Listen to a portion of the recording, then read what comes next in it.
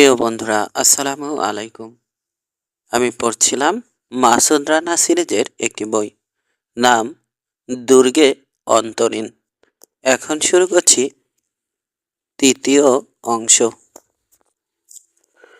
তাহলে কে রানা স্কাইজ্যাকিং ঠেকিয়ে দিয়ে লোকটার বাড়া ভাতে ছাই দিয়েছে? সাবধান থাকতে হবে। কর্নেল হোটেল ছাড়া পর্যন্ত অপেক্ষা করলো রানা, তারপর বের হলো সুইটে তালা দিয়ে। টপ ফ্লোরে এখন আর কোনো সৈন্য নেই, তবে হোটেল সিকিউরিটির দুজনকে দেখতে পেল। প্রেসিডেন্ট যে ফ্লোরে আছেন সেটাই নেমে এলো রানা। ওর প্রশ্নের জবাবে লেফটেন্যান্ট জানালো, ডক্টর রবিন্স এখনো ঘুমিয়ে আছেন। 9টা প্রায় বাজে। ক্যাসিনোতে যাবে ঠিক করলো রানা। ওখানে এক চক্কর ঘুরে দেখবে। ভাগ্য পরীক্ষা করার কোনো ইচ্ছে নেই ওর। ঘুরে ফিরে দেখে রাখাই উদ্দেশ্য। কেন ডাকা হয়েছে সেটাও জানা হয়ে যাবে সেই সঙ্গে। রুলের টেবিল, ফারো ব্যাংক, ক্রাপ টেবিলগুলো ভেলভেট মোড়ানো শেকল দিয়ে ঘেরা পিঠের চারপাশে সাজানো। পিঠের ভেতরে ডিলার আর পিঠ বসরা ছাড়া আর কারো প্রবেশাধিকার নেই। ওই পিঠ শুধু ভিড়মুক্ত, বাকি ক্যাসিনোয় গিজগিজ করছে দুনিয়ার সমস্ত ট্যুরিস্ট। ক্যাসিনোয় কোনো জানালা নেই, সময় ঘোষণার জন্য ঘড়ি রাখা হয়নি। চিপ আর গ্লাসের টুংটাং আওয়াজ হচ্ছে চারপাশে। ভাগ্য যাতে খোলে সেজন্য জুয়ারিরা বিড়বিড় করে প্রার্থনা করছে। মহিলাদের হাসি, মাতালের পোলাপ, পিট বসদের একঘেয়ে ঘোষণা, সব মিলিয়ে মনে হয় লাস ভেগাসের কোনো ক্যাসিনো জাদু বলে এখানে তুলে এনেছে কেউ। ভিড়ের মাঝ দিয়ে পথ করে এগোবার চেষ্টা করলো রানা। কে যেন জ্যাকপট জিতেছে, তার দিকে যাচ্ছে বেশ কয়েকজন। রানাকে তাদের ধাক্কা সহ্য করতে হলো। 15 ফুট দূরে দাঁড়িয়ে রয়েছে পলা। অন্ধকারে উজ্জ্বল একটা বাতির মতোই সবার মনোযোগ ছিনিয়ে নেওয়ার যোগ্যতা রাখে মেয়েটা। লাল চুলগুলো চূড়ো করে বেঁধেছে, পরনে প্যান্ট শুট। রানাকে দেখতে পায়নি এখনো। রানা লক্ষ্য করল পলার অপূর্ব সুন্দর চেহারার কোথায় যেন খানিকটা কঠোরতা রয়েছে। ভিড়টা সরে যেতেই ঘুরে দাঁড়ালো পলা। শেষ ক্যাশ কাউন্টারের কাছে গিয়ে কি যেন বলল, তারপর একটা দরজা খুলে ঢুকে গেল ভিতরে। রানাও ক্যাশ কাউন্টারের দিকে এগোলো, তবে ওর আগেই পৌঁছে গেল এক বিজয়ী জুয়ারি। চিপগুলো দিয়ে ক্যাশিয়ারের কাছ থেকে রূপার কয়েন নিল সে। লোকটা চলে যেতে রানার খালি হাতের দিকে তাকালো ক্যাশিয়ার। জিজ্ঞেস করলো, হেল্প ইউ ফ্রেন্ড? পলা দম্ভস্কি, বলল রানা। ওর সঙ্গে দেখা করব। আপনার পরিচয়? হোটেল আইডি কার্ড বের করে দেখালো রানা। সাবধান থাকবেন, পরামর্শের সুরে বলল বিশালদেহী ক্যাশিয়ার। কেন? ওই মহিলা ভয়ঙ্কর, কাউকে ছাড় দেয় না। কাজে একটু ভুল করেছেন কি চাকরি নট? আচ্ছা, হ্যাঁ, উনি ডাকলে ভিতরটা কাঁপে আমার। বিশালদেহী ক্যাশিয়ারের দিকে তাকালো রানা। এতই ভয়ঙ্কর? হ্যাঁ, বাঘিনী একটা। হ্যান্ডশেক করলে চলে আসার আগে গুনে দেখে নেবেন হাতের 5টা আঙুলি আছে কিনা। পলা যে দরজা দিয়ে ভিতরে ঢুকেছে সেটা দেখালো ক্যাশিয়ার। এই দিকে। কাউন্টারের নিচে সুইচ টিপে লক খুলে দিল সে। রানার হাতের স্পর্শে আস্তে করে দুপাশে সরে গেল ধাতব পাল্লা দুটো। একটা কানা করিডোরে দাঁড়িয়ে আছে ও। চারপাশটা দেখে ব্যাংকের ভল্ট বলে মনে হয়। জায়গাটা ব্যবহার করা হয় ভল্ট হিসেবে। একগাদা সুইচ সামনে নিয়ে একটা ডেস্কের পিছনে বসে আছে কালো এক আমেরিকান, পরনে খাকি ইউনিফর্ম, ওতে লেখা জেফ হারপার। পুলিশ হতে পারে, আবার হোটেল সিকিউরিটির লোকও হতে পারে সে। রানাকে শীতল চোখে দেখলো, অপেক্ষা করছে রানা কি বলে শুনবে বলে। আইডি দেখালো রানা, পলা দম্ভস্কি। একটা সুইচ অন করে ডেস্কে বসানো স্পিকারের কাছে মুখ নিয়ে গেল লোকটা। তারপর নিচু মোটা গলায় বলল, মিস্টার মাসুদ রানা, নতুন সিকিউরিটি চিফ। পাঠাও, স্পিকারের নারী কণ্ঠের জবাব ভেসে এলো। আরেকটা সুইচ অন করলো রিসিপশনিস্ট। সঙ্গে সঙ্গে করিডোরের এক মাথায় একটা প্যানেল সরে গেল নিঃশব্দে। ওটার পিছনে বিরাট একটা ঘর দেখতে পেল রানা। ঘরের খালি দেয়ালগুলো হলদে রং করা। ঘরের পিছন দিকে একটা ডেস্ক, কয়েকটা খালি চেয়ার এবং একটা আরামদায়ক কাউচ ছাড়া আসবাবপত্র বলতে আর কিছু নেই। চেয়ার পিছনে হেলিয়ে রানার দিকে তাকালো ম্যানেজার। রানাকে জিজ্ঞেস করলো, কি চান? পলা দভস্কির সঙ্গে যোগাযোগ করুন বলুন মাসুদ রানা। গরিমসির একটা ভাব দেখা গেল ম্যানেজারের ভিতর। লোকটার কালো চুলগুলো তেল মেখে চাঁদের সঙ্গে সেটে আছে। চন্দ্রাকৃতি মুখটা এখনো নিভাঁজ, তবে কয়েক বছরের মধ্যেই ওখানে ভাঁজ পড়তে শুরু করবে। ঝলমলে একটা সিল্কের শার্ট পরে আছে সে। ওটার এক হাতায় উজ্জ্বল একটা মনোগ্রাম। রানাকে আপাদ মস্তক দেখল সে। Mister Masud Rana, Vincent Capocini. ইন্টার রকমের রিসিভার তুলে একটা নাম্বার টিপল ম্যানেজার। মিস পলা, এখনও তাকে পাঠাচ্ছেন না কেন জানতে পারি? মিস্টার ক্যাপোচিনি। স্পিকারে ভেসে এলো নারী কণ্ঠ। পাঠাচ্ছি। চেয়ারে সোজা হয়ে বসে ব্যস্ত হাতে একটা সুইচ টিপল ভিনসেন্ট ক্যাপোচিনি। দেয়ালের একটা প্যানেল সরে গেল। ভিতরে আরেকটা একই আকৃতির ঘর দেখা গেল, তবে ওটার মধ্যে একটা ভল্ট আছে। যান, উনি অপেক্ষা করছেন। ভিনসেন্ট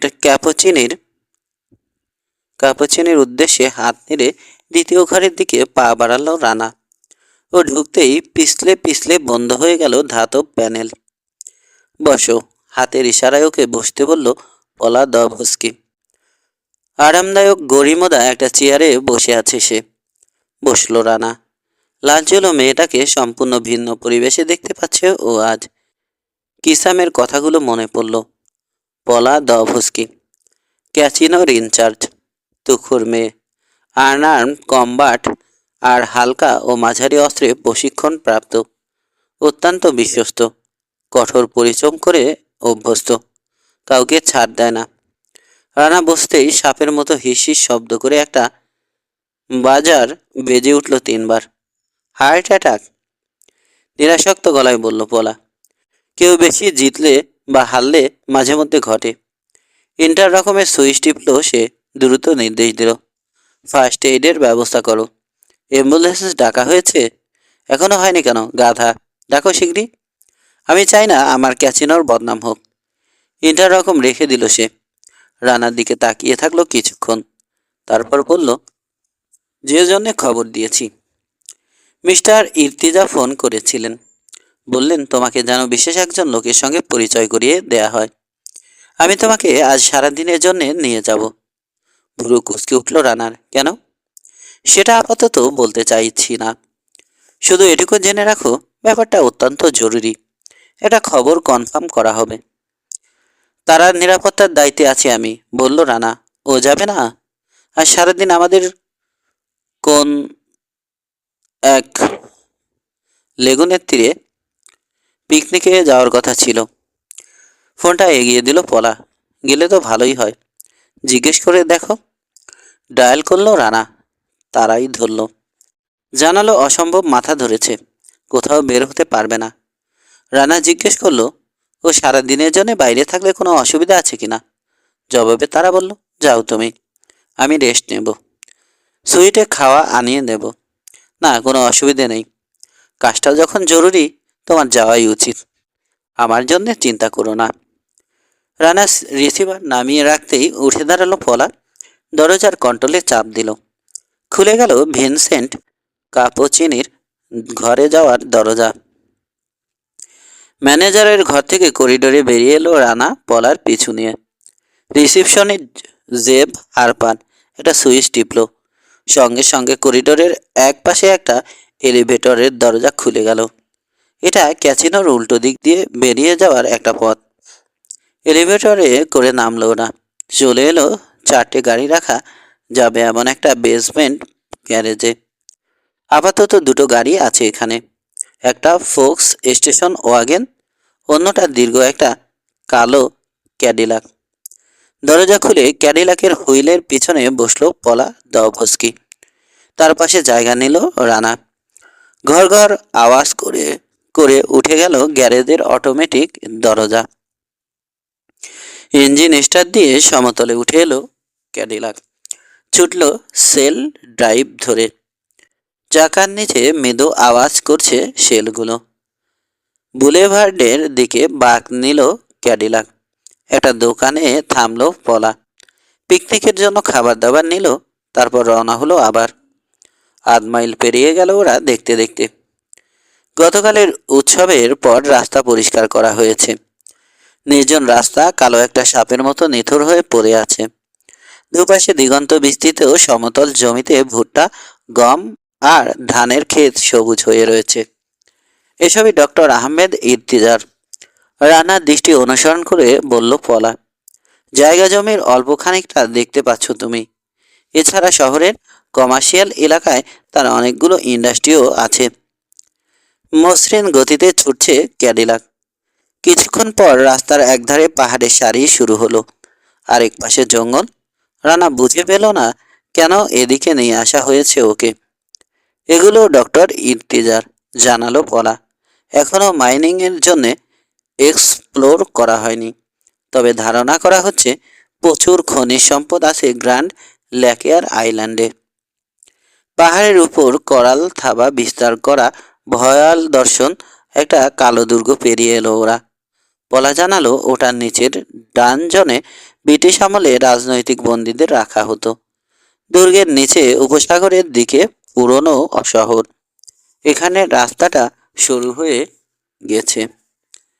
বাজারে যাচ্ছে উজ্জ্বল রং চঙা স্কার্ট পরা আদিবাসী মহিলারা, মাথায় স্কার্ফ। হর্ন দিয়ে কয়েকটা ভারবাহী গাধাকে সরিয়ে পথ করে নিল পলা। একটু পর পাহাড়ের ফাঁক দিয়ে উপসাগরের খানিকটা দেখা গেল। সূর্যের আলোয় ঝিলমিল করছে স্বচ্ছ পানি। পুরনো শহর পিছিয়ে পড়তে দুপাশে আবার শুরু হলো চাষের জমি। তারপর একধারে জায়গা করে নিল পাহাড় সারি। উপসাগরের দিকে একটা একাকী প্রাচীন রিসোর্ট হোটেল দেখতে পেল রানা। ঘুন পোকা আচ্ছা মতো ওটার উপর নিজেদের কারুকাজ দেখিয়েছে। ছাদ আর ব্যালকনি থেকে ঝুলছে ডেঞ্জার ব্রেড। জংলা ফুল গাছে ভরা লনে দোতলার বারান্দা প্রায় খসে পরি করছে। প্লাইউড দিয়ে বাড়িটার দরজা জানালা বন্ধ করে দেওয়া হয়েছে। রানা আন্দাজ করলো রানী ভিক্টোরিয়ার আমলে নিশ্চয় দারুণ চিত্রকর্ষক ছিল হোটেলটা। ফয়েন্সিয়ানা, বলল পলা। যখন তৈরি হয় তখন গোটা ক্যারাবিয়ানের সেরা হোটেল ছিল। এখন ঘুন পোকার স্বর্গ। তবে এখনো জায়গাটা ব্যবহার করা হয়। শহরের কাছে যখন থাকতে চায় তখন পাহাড়ি লোকরা এখনো ওই হোটেলে আশ্রয় নেয়।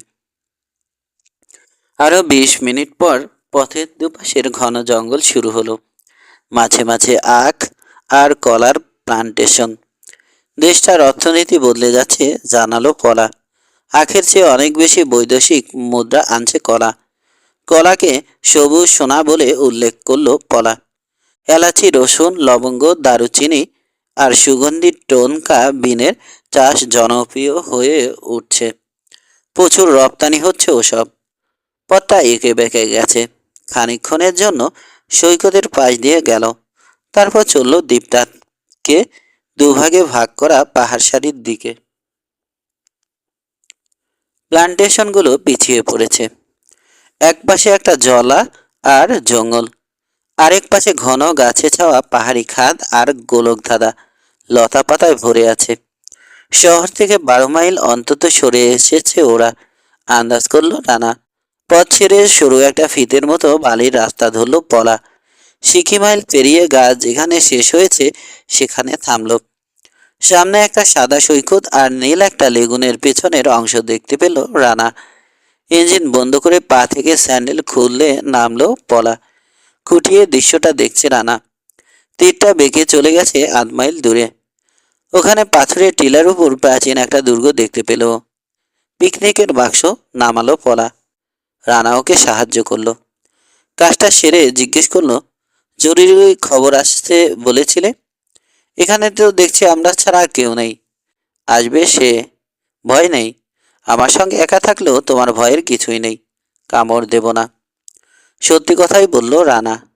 কামড়ের কথা শুনে ভয় লাগছে ঠিক, তবে দিলে যে খুব অসুখী হব তাও না। আসলে কেন আমাকে এখানে আনা হলো জানার আগে পর্যন্ত সত্যি পাচ্ছি না। ডক্টর ইর্তিজা কেন হঠাৎ এখানে আমাকে কারোর সঙ্গে যোগাযোগ করতে বলবেন তা আমার মাথায় ঢুকছে না। সে আসবে বলল পলা, তার জন্য অপেক্ষা করতে হবে আমাদের। নিজস্ব সময় ছাড়া দেখা দেয় না আবি ইউনিস। আবি ইউনিস? ভুরু কুচকালো রানা। কে সে? পলা বলল, আদিবাসী একটা উপজাতির নেতা আবি ইউনিস। অদ্ভুত এক লোক, দেখলে নিজেই বুঝতে পারবে। ঘড়ি দেখলো রানা, 11:30 বাজে। সকালটা সুন্দর, রোদ ঝলমল করছে।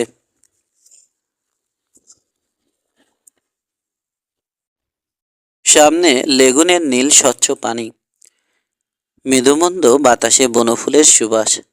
সাগরের ঢেউ আশায় অল্প অল্প দুলছে লেগুনের ঈষৎ উষ্ণ পানি। সাঁতারুদের জন্য লোভনীয় একটা জায়গা। পানিতে নামবে? জিজ্ঞেস করলো রানা। নামা যায়। পোশাক খুলতে শুরু করলো পালা। রক্ত না বের হলে হাঙরের ভয় নেই এখানে। হাঙর? শার্টের বোতামে হাত দিয়েও থমকে গেল রানা। সাগরে শয়ে শয়ে আছে। লেগুনে রক্ত ছড়ালে গাদাখানেক সেইল বোটের মতো পাখনা তুলে ঢুকে পড়ে সাগর থেকে। থাক, সাঁতার কাটার দরকার নেই, ডাঙাতেই তো চমৎকার আছি। কি সুন্দর হাওয়া, ছায়া, জঙ্গল। হাসি মুখে বলল রানা। এখানে প্রায়ই আসো বুঝি তুমি? হ্যাঁ, সময় পেলেই। জায়গাটা সাঁতার কাটার জন্য দারুণ। আর হাঙরগুলো কেমন? ভয় পাই না, আমি নামছি। বিকিনি ছাড়া আর সমস্ত কাপড় খুলে ফেলেছে পলা। দৌড়ে গিয়ে পানিতে ঝাঁপ দিল। দ্রুত সাঁতরে রওনা চওড়া লেগুনের মাঝখানে চলে যাচ্ছে। এক মুহূর্ত মেয়েটাকে দেখলো রানা, তারপর শার্ট প্যান্ট খুলে আন্ডার প্যান্ট পরা অবস্থায় তীরের প্রান্ত থেকে ডাইভ দিল ও। তীর থেকে অনেকটা সরে আসার পর পলার পাশে পৌঁছে গেল রানা। কথা হলো না ওদের মাঝে। পানিতে চিত হয়ে শুয়ে থাকলো দুজন চুপচাপ। রোদ পোহালো অনেকক্ষণ। তারপর আরো আধ ঘন্টা পাশাপাশি সাঁতার কাটলো ওরা। রানা জিজ্ঞেস করলো, তথ্য দিতে আসবে যে লোকটা, সে আসছে না কেন? পলা বলল, আসবে সে। নিজের সময় মতো এসে হাজির হবে। তখন বিস্মিত হতে হবে রানাকে। একটু পর পলা চলে গেল সৈকতে। সাদা বালিতে রোদে বসে থাকলো। 15 মিনিট পর রানাও চলে গেল ওর পাশে। ঘড়ি দেখলো, 1:30 বাজে। পিকনিকের বাক্স খুললো পলা। বার্গার, স্যান্ডউইচ, মুরগির রোস্ট, ঝিনুক সেদ্ধ, মাছ ভাজা, আরও নানা রকম খাবারের সঙ্গে ঠান্ডা কোক আর বিয়ার। আলাপ করতে করতে দুজনের সম্পর্কটা ঘনিষ্ঠ পর্যায়ে চলে এলো। পরস্পরকে এখন আগের চেয়ে অনেক বেশি বুঝতে পারছে ওরা। ওরা দুজন ছাড়া সৈকতে আর কেউ নেই। নড়াচড়া বলতে কয়েকটা কাঁকড়ার পাশে হেঁটে গর্ত বদল। সূর্যটা মাথার উপর উঠে এসেছে। খাওয়ার শেষ পর্যায়ে আঙুল তুলে রানাকে প্রাচীন দুর্গের দিকটা দেখালো পলা। ওদিক থেকে সাগরের পানির উপর দিয়ে কিছু একটা আসছে, তবে কোনো নৌকা নয়। দেখে মনে হচ্ছে কোনো মানুষ। রানার কিছুটা ক্লান্তি লাগছে, তবে জেগে জেগে স্বপ্ন দেখবে তা কখনো হয় না ওর। চোখ পিটপিট করে মাথা বার কয়েক ঝাঁকিয়ে নিয়ে আবার তাকালো রানা। এখনো আছে লোকটা, 1000 ফুট দূরে সে আসছে। অথচ ওখানে থই পায়নি রানা। কিন্তু লোকটা হেঁটে চলে আসছে ওই পানির উপর দিয়ে। দীর্ঘাকৃতি, কালো কুচকুচে একটা লোক, পরনে সাদা আলখেল্লা, সাদা দাড়ি, ঘাড় পর্যন্ত দীর্ঘ সাদা চুল আর আলখেল্লা পতপত করে বাতাসে উঠছে। বেজেনি তার মানে। এগিয়ে আসছে লোকটা। এ কি কোনো জাদুমন্ত্র, ভুডু, নাকি লোকে যেটাকে বলে কুফরি কালাম, সে ধরনের কিছু? এ তো অবিশ্বাস্য। উঠে দাঁড়িয়ে ধীরে সুস্থে পোশাক পরল পলা। বিস্ময় বাদ মানছে না রানার।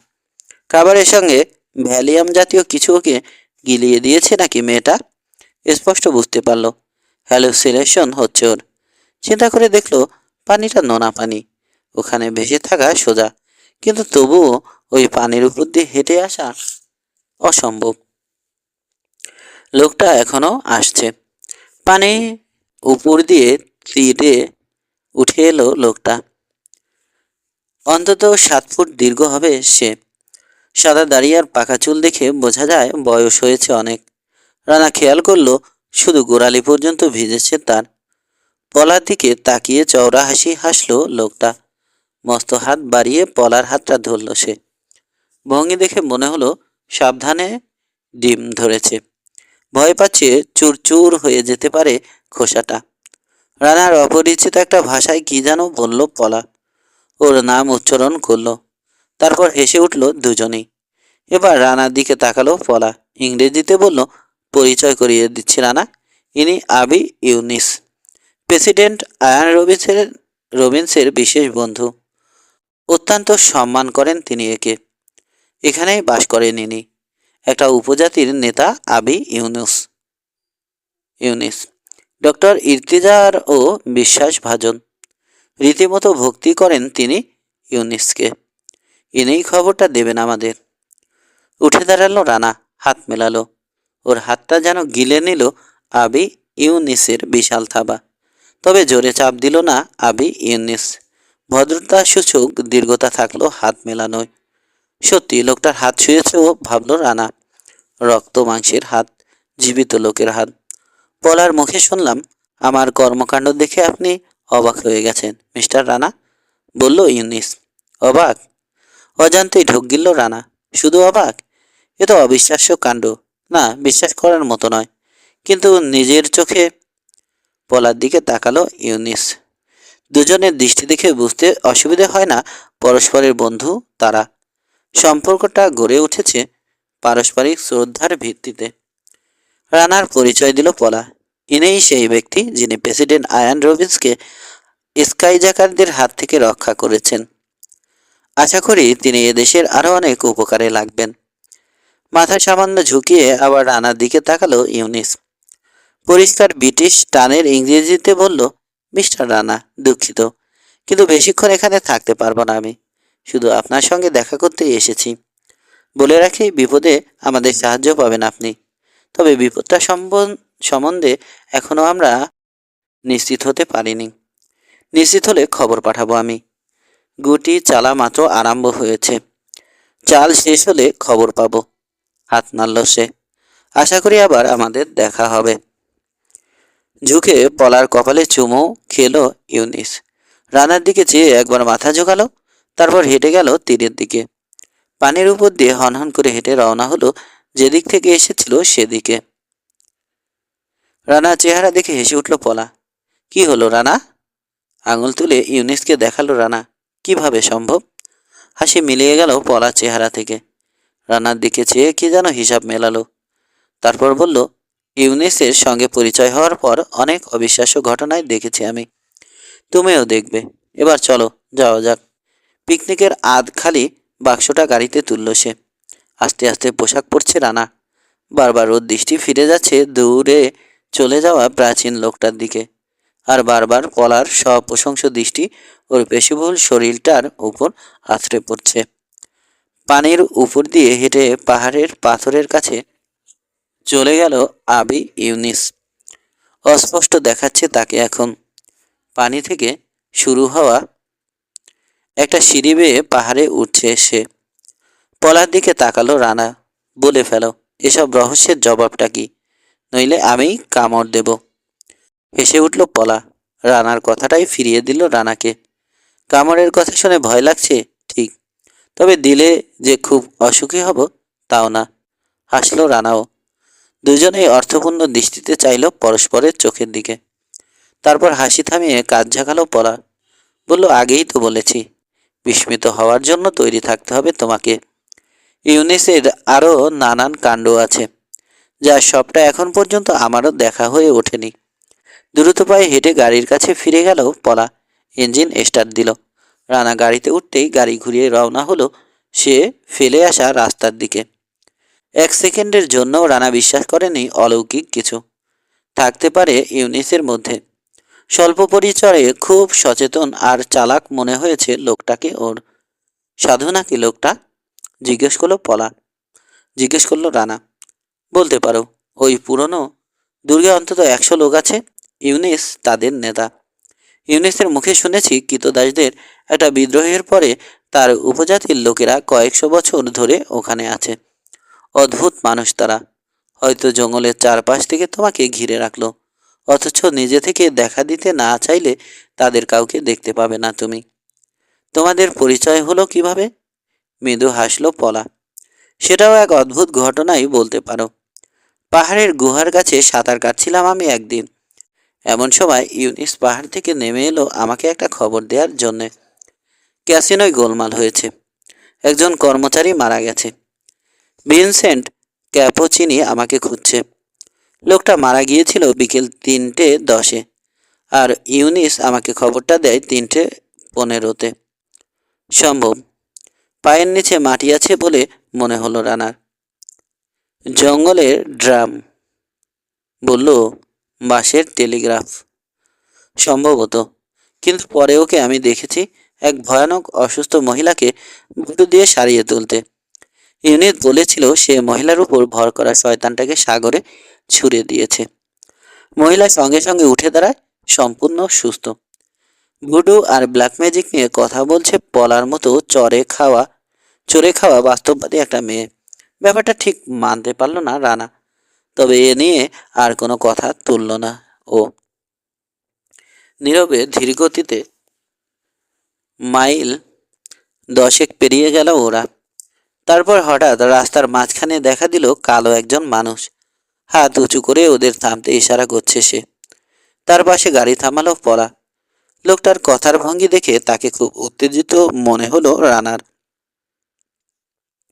অদ্ভুত ভাষায় কি যেন জিজ্ঞেস করলো পলা। জবাবে মাথা নাড়ল লোকটা।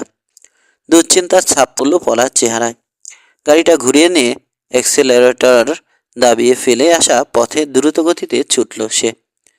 ইউনিট জরুরি ভিত্তিতে যোগাযোগ করতে বলেছে, জানালো পলা। কিছু একটা ঘটেছে কি সেটা জানায়নি সে। পলার দিকে একবার তাকিয়ে পিছনে তাকালো রানা। লোকটা রাস্তায় নেই, আবার জঙ্গলে ঢুকে গেছে। গাড়িটা পরের বাঁক নিয়ে অন্য একটা পথ ধরে এগোলো। বাঁক নেয়ার পর রাস্তার অবস্থা খুবই খারাপ হয়ে উঠল। জিপ দরকার ছিল মনে হলো রানার। রাস্তাটা ক্রমেই উপরের দিকে উঠছে। ক্যাশ কোচ করে আপত্তি জানাচ্ছে ক্যাডিলাকের স্প্রিংগুলো। ঢালের মাঝামাঝি উঠবার পর সরু রাস্তাটা 2 ফুট গভীর একটা বড় গর্তের সামনে শেষ হয়ে গেল। এখান থেকে হাঁটতে হবে, বলল পলা। ক্যাডিলাকের সাধ্য নেই গর্তটা পার হয়। এটাকে হাঁটা বলে না, একটু পর ভাবলো রানা। ঘড়ি দেখলো 3টে বাজে। গাছগাছালির ফাঁক দিয়ে পাহাড়ি ছাগলের মতো উপরে উঠতে হচ্ছে। 1.25 ঘন্টা উপরে উঠতে হলো ওদের সংকীর্ণ জংলা ধরে, জংলা পথে। তারপর জঙ্গল হঠাৎ করেই শেষ হয়ে গেল একটা পরীক্ষার সামনে এসে। তার উপর ড্র ব্রিজ, ওপাশে লাইম স্টোনের তৈরি দুর্গের উঁচু একটা দেয়াল। পুরো কাঠের একটা মস্ত দরজা দেখা গেল দেয়ালের গায়ে। দুর্গটা গোল একটা টিলার, পুরোটা সমতল, মাথা জুড়ে বিস্তৃত।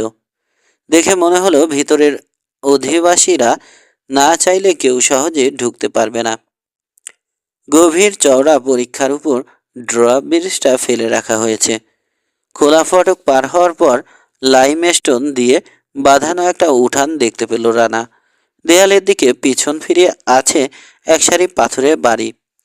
কয়েকটার অবস্থা ধসে পড়ার মতো, কিন্তু বেশিরভাগই ব্যবহারযোগ্য। ওগুলো ছাদ পরস্পরকে ছুঁয়ে একটা চাতাল মতো সৃষ্টি করেছে। আদিবাসীরা ইউনিসকে ঘিরে দাঁড়িয়ে আছে। দেহের রং কালো তাদের, চেহারা ইন্ডিয়ানদের মতো।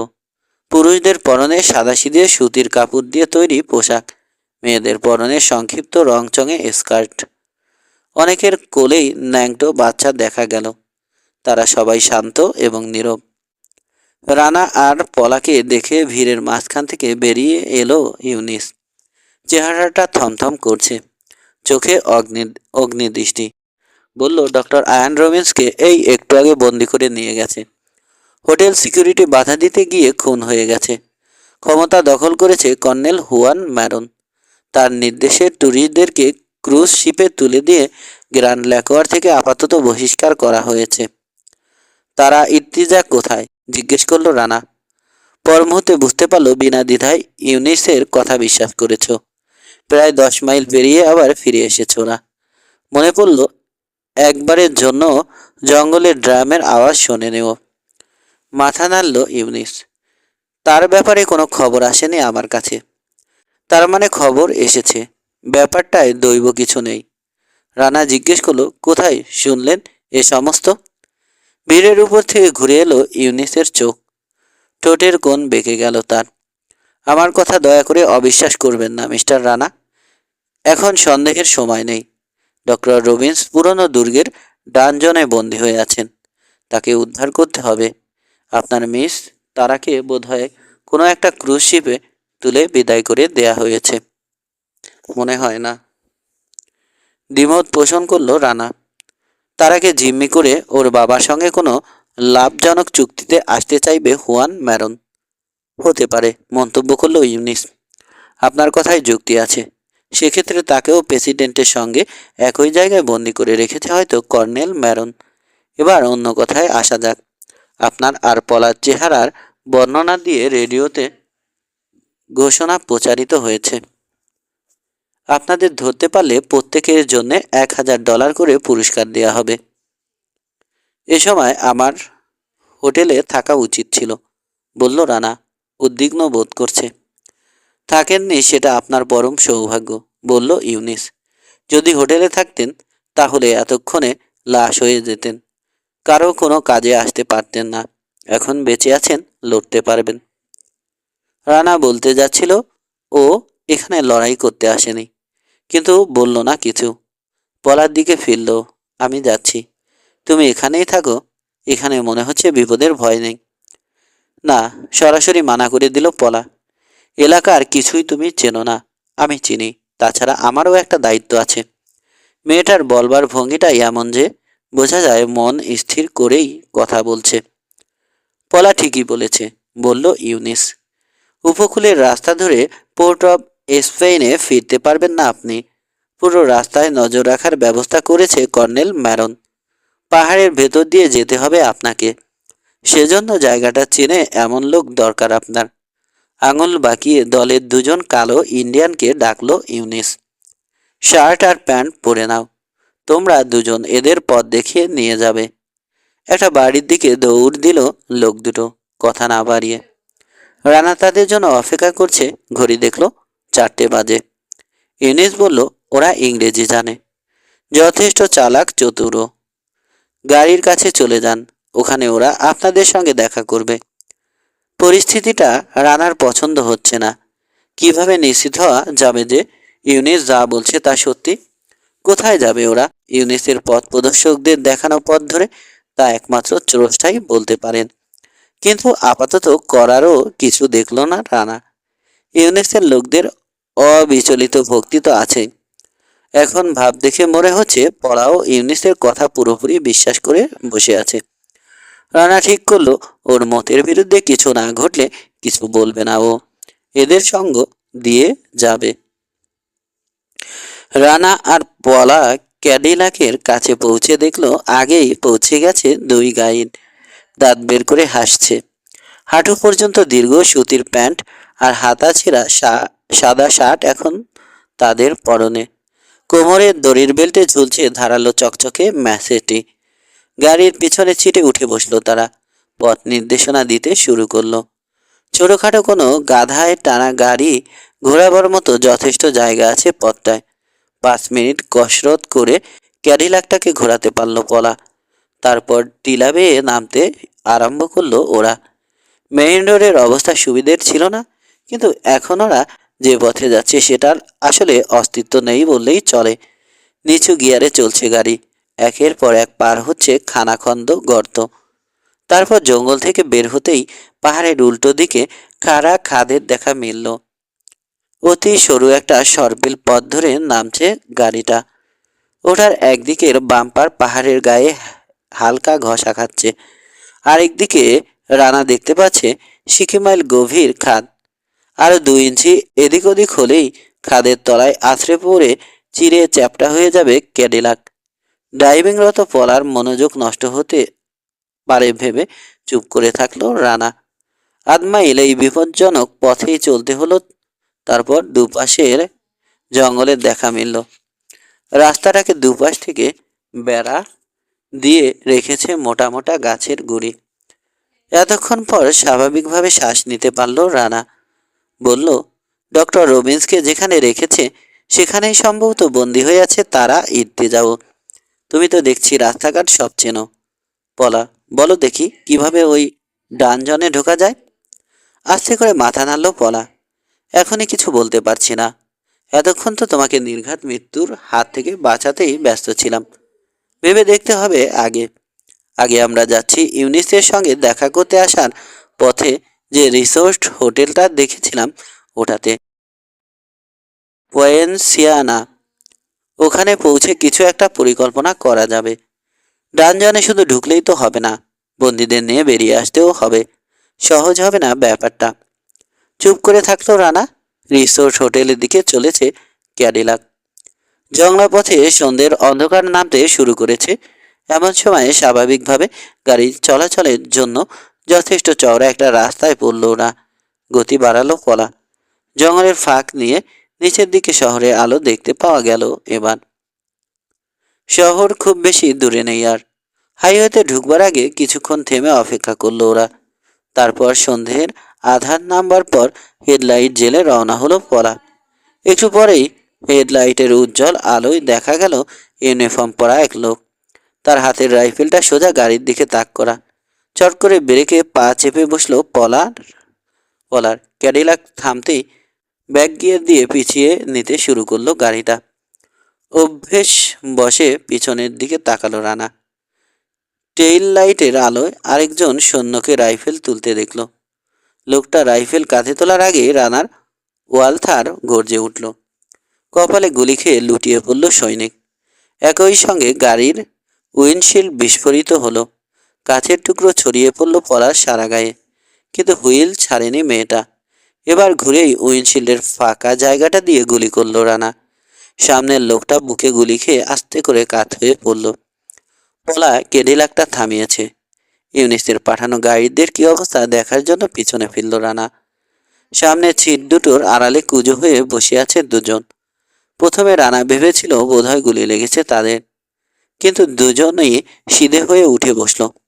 ভয় পেয়েছে সন্দেহ নেই, যে কারণে মাত্রা অতিরিক্ত সতর্ক হয়ে উঠেছে। কর্নেল হুয়ান ম্যারনের ব্যবস্থা করে দেয়া উপহার সংগ্রহ করতে গাড়ি থেকে নামল রানা। দুজন সৈনিকই মারা গেছে। ইউনিফর্মগুলো খুলে নিল রানা। পিছনের সিটে বসা লোক দুজনকে দিল। তারপর সংগ্রহ করে নিল রাইফেলগুলো। ইউনিসের লোক দুজন যেভাবে রাইফেল বাগিয়ে ধরল তাতে মনে হলো অস্ত্রের ব্যবহার ভালোই জানে তারা। ওগুলো কিভাবে কাজ করে ঠিক জানো তো? এগুলো কিভাবে কাজ করে ঠিক জানো তো? নিশ্চিত হতে জিজ্ঞেস করলো রানা। জানে তারা। আয়ান রবিন্স যখন প্রেসিডেন্ট ছিলেন তখন প্যালেসের প্রহরী হিসেবে চাকরি করেছে দুজন। তাদের জ্ঞানটা পরে হয়তো কাজে লাগতে পারে ভাবলো রানা। আপাতত অস্ত্রের দায়িত্বে থাকলো। ইউনিসের পাঠানো লোক দুজন ব্যস্ত হয়ে রাস্তার উপর থেকে লাশ দুটো সরিয়ে জঙ্গলের ভিতর ভরে রাখলো। রোড ব্লকটা বুড়ো ইউনিসের কথারই সত্যতা প্রমাণ করছে। যতটা রানা বিশ্বাস করতে প্রস্তুত তার চেয়ে বেশি রহস্যময় কিছু আছে লোকটার মধ্যে। স্বীকার করতেই হলো ওকে। কর্নেল হুয়ান ম্যারন সত্যিই তাহলে ক্ষমতা দখল করেছে। আর্মির সাধারণ নিয়ম অনুযায়ী তার অধীনস্থরা এখনই কিছু করতে যাবে না। আগে নিজেদের মাঝে গোপনে আলাপ আলোচনা করে পরিস্থিতি সম্পর্কে সম্যক ধারণা নিতে চাইবে তারা। প্রত্যেকেই তারা জানে হিসেবে একটু ভুল হলেই ফায়ারিং স্কোয়াডে মৃত্যু হতে পারে। অর্থাৎ এখনই প্রেসিডেন্ট আয়ান রবিন্স আর তারা ইর্তিজার মুক্তি পাওয়ার কোনো সম্ভাবনা নেই। তাদের মুক্ত করতে হলে যা করার রানাকেই করতে হবে। কিন্তু কি করবে ও? ইউনিসের পাঠানো লোক দুজনের উপর কতটা নির্ভর করা যায়? অস্ত্র চালাতে জানে তারা। বিপদে মাথা ঠান্ডা রেখে প্রতিরোধ করতে পারবে কি? সময়ই সেটা বলবে। আর কোনো প্রতিবন্ধকতা ছাড়াই রিসোর্ট হোটেলে পৌঁছতে পারল ওরা।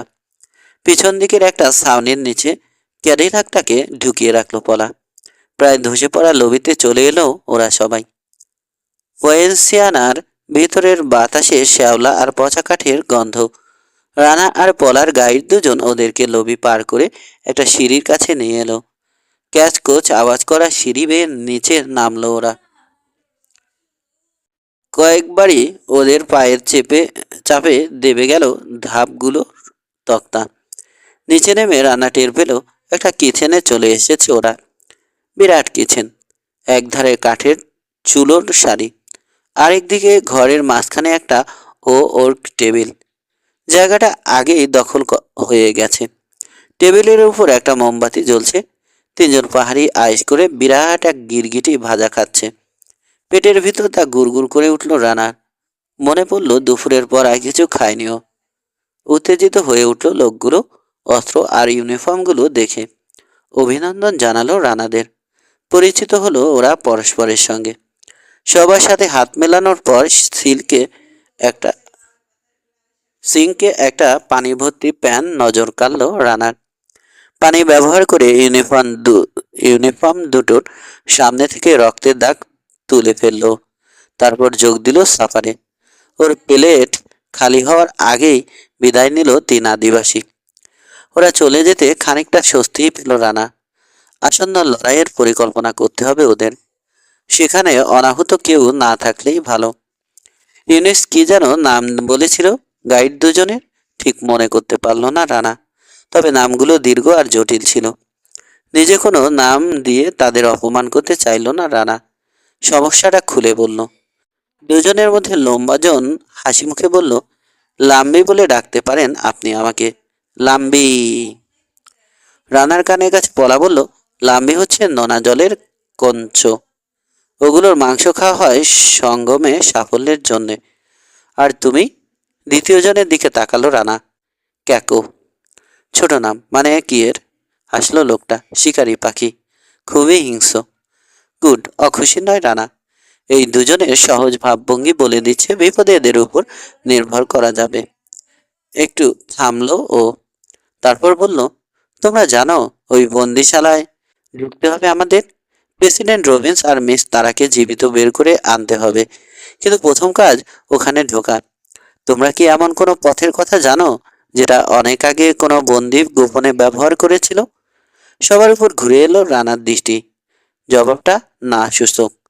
একটা মাত্র পথ ছিল ওরকম, জানালো গাইড দুজন।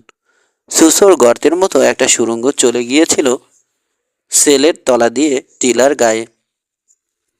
সুড়ঙ্গটা ছিল খুব পেঁচানো আর খারাপ। একবার ঢুকলে পিছাবার উপায় ছিল না। টিলার খাড়া গায়ে সুড়ঙ্গটা যেখানে মুখ বের করেছে সে জায়গাটা মোটা গ্রিল দিয়ে আটকানো। এখনো ওই গ্রিলের কাছে একটা শুকনো কঙ্কাল দেখা যায়। ওটার আঙুলগুলো আজও মোটা মোটা শিক আঁকড়ে ধরে আছে। কাজেই ওই পথে কিছু করার উপায় নেই। সম্ভাবনাটা মাথা থেকে ঝেঁটিয়ে বিদায় করে দিল রানা। যা করার করতে হবে দ্রুত এবং নিখুঁতভাবে। দুর্গে ঢুকতে তৈরি তোমরা? জিজ্ঞেস করলো রানা। দুই গাইডই কাঁধ ঝাঁকালো নির্বিকার চেহারায়। ক্যাকো বলল, ডক্টর রবিন যদি মারা যান তো আমরাও মরব। বাবা ইউনিস বলেছেন শয়তান কর্নেল হুয়ান ম্যারন আমেরিকার মিসাইল ঘাঁটি বানাতে চায় আমাদের ওই পাহাড়ে। তাকে ঠেকানোর তুলনায় আমরা সংখ্যায় অনেক কম। তাছাড়া ভালো অস্ত্রেরও অভাব আছে আমাদের। বসত বাটি যদি না থাকলো তাহলে বেঁচে থেকেই বা কি লাভ? সহজ সরল লোক দুজনকে ভালো লেগে যাচ্ছে ওর, অনুভব করলো রানা। এদের মধ্যে কোনো ভণ্ডামি নেই। স্রষ্টা জানেন এদের বয়স কত, কিন্তু গায়ের চামড়া এখনো টান টান, মাংসপেশি দড়ির মতো পাকানো। দুজনের সমঝোতাও আছে লড়াইয়ের সময়, যেটা কখনো কখনো অবশ্য প্রয়োজনীয়। জঙ্গলের বড় বিড়ালের মতোই সাবলীল লাম্বি আর ক্যাকর চলাফেরা। আঙুল তুলে ইউনিফর্ম দুটো দেখালো রানা। এগুলো পরে নাও, সৈনিকের অভিনয় করবে তোমরা। তোমরা দুজনে আমাকে আর পলাকে গ্রেপ্তার করেছ, এখন দুর্গে পৌঁছে দিতে যাচ্ছ। প্রহরীদের বলবে কর্নেল ম্যারন তোমাদের নির্দেশ দিয়েছেন প্রেসিডেন্ট রবিন্স আর তার ইর্তিজার সঙ্গে একই সেলে আমাদের বন্দি করে রাখতে। একটু ভেবেই আবার বলল, না, তারা ইর্তিদার কথা বলো না। ও কোথায় আছে আমরা সঠিক জানি না, শুধু প্রেসিডেন্টের কথা বলবে, ঠিক আছে? মাথা ঝাঁকালো লাম্বি ও কাকু। চোখ শুরু হয়ে গেল পলার দম্ভস্কির, কিন্তু কিছু বলল না সে। রানারও ভালো লাগছে না মেয়েটাকে এসবের মধ্যে জড়িয়ে দুজনেরই মৃত্যুর ঝুঁকি নিতে। কিন্তু দুজনকে একসঙ্গে বন্দি দেখলে ব্যাপারটা বিশ্বাসযোগ্য হবে বেশি। ক্যাকো আর লাম্বি শার্ট প্যান্ট খুলে ফেললো। এখন তাদের পরনে শুধু একখণ্ড সুতি কাপড়। এবার তারা লজ্জা পেয়ে রানা আর পলার দিকে পিছন ফিরে খুলে ফেললো ওগুলো। তারপর দ্রুত পরে নিল ইউনিফর্ম। রানা খেয়াল করলো দুজনের গলাতেই ঝুলছে ভাঙ্গা যুদ্ধের তাবিজ। সঙ্গে রাইফেল থাকা যথেষ্ট, তবে তারা আধ্যাত্মিক সাহায্য থেকে বঞ্চিত হতে চায়নি। ইউনিফর্ম পরা হলে বুক টান টান করে অ্যাটেনশন হয়ে দাঁড়ালো দুজন। সামনের তলায় চলে এলো ওরা প্রাচীন রিসোর্ট হোটেল থেকে বেরিয়ে। এবারও ডাইভ করছে পলা। রানা বসেছে তার পাশে। ওদের দুজনের ঘাড়ের উপর রাইফেলের নল রেখে প্রস্তুত হয়ে আছে লাম্বি আর ক্যাকো। গাড়ি ঘুরিয়ে পিছনের গলি ধরে দুর্গের দিকে চলল পলা। আজ রাতে রাস্তা একেবারে ফাঁকা। সবাই যার যার বাড়ির ভিতর দরজা জানালা বন্ধ করে বসে আছে। থমথমে একটা পরিবেশ। দোকানগুলো তালাবদ্ধ। রাজধানী পোর্ট অফ স্পেন এখন নীরব একটা বিষণ্ণ শহর। আগের রাতে সেই প্রাণচাঞ্চল্য সম্পূর্ণ তিরোহিত হয়েছে। নিচু টিলা ধরে ঢালু পথে দুর্গের সামনের ফটকের দিকে চলেছে ক্যাডিলাক।